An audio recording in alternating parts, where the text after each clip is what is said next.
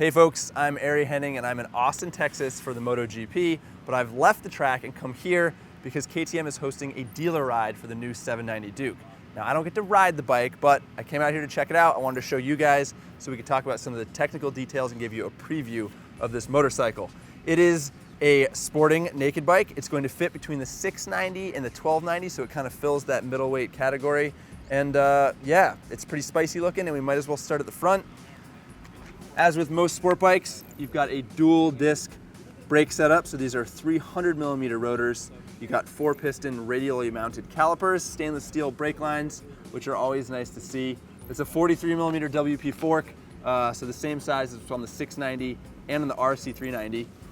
It does not appear to have any adjustments on the fork caps, so you don't have any preload or compression or rebound adjustability, but you do have adjustable brake and clutch lever, which is always nice. You can tune the reach on these things to basically fit your grip so you're more comfortable with the bike. Tank capacity is 3.7 gallons, so pretty standard, and everything is getting bolted to a traditional KTM tubular steel trellis frame. What's not traditional is this engine. It is a 799cc parallel twin. KTM, famous for their singles, famous for their V-twins, but they went with this package, but they did offset the crank pins, similar to what Yamaha did with their FZ07, similar to what Honda has done with the Africa Twin, so that the engine pulses are uneven. It's got an uneven firing order, it gives it more character, and KTM says this thing is supposed to feel like a V-twin, so that is pretty cool.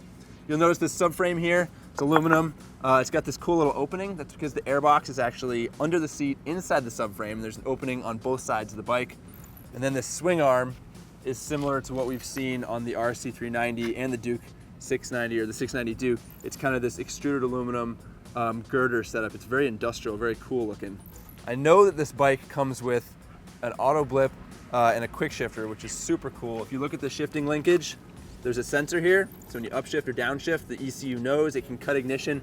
That means you can do full throttle clutchless upshifts as well as clutchless downshifts. It is a super cool technology straight from the racetrack, and if you haven't ever experienced it, it's a lot of fun.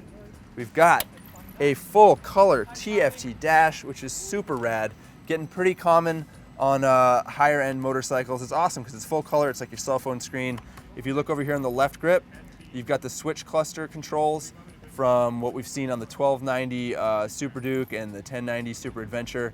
And what that means is that you've got a lot of electronics. This bike has cornering ABS, it has traction control, it has wheelie control, and you can adjust all that stuff, turn all that stuff off. So between the TFT dash, the electronics package, and that quick shifter and auto blip, this bike's got a lot of technology, and it's all in a package that KTM says only weighs 383 pounds. And that engine is supposed to be making 105 horsepower and 65 foot-pounds of torque. So a very appealing motorcycle.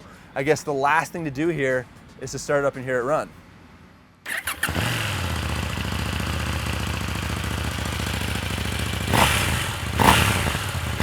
Yup. Sounds like a V-twin. So there you go. I don't get to ride this thing, but I got to look at it and play with it, and KTM says it will be in dealerships at the end of 2018 with a price point of somewhere between $8,000 and $10,000. A very vague price, I know, but KTM is still working out the details. So I'm excited to ride it, and as soon as I do, you can be guaranteed that we'll have a video, so check back later.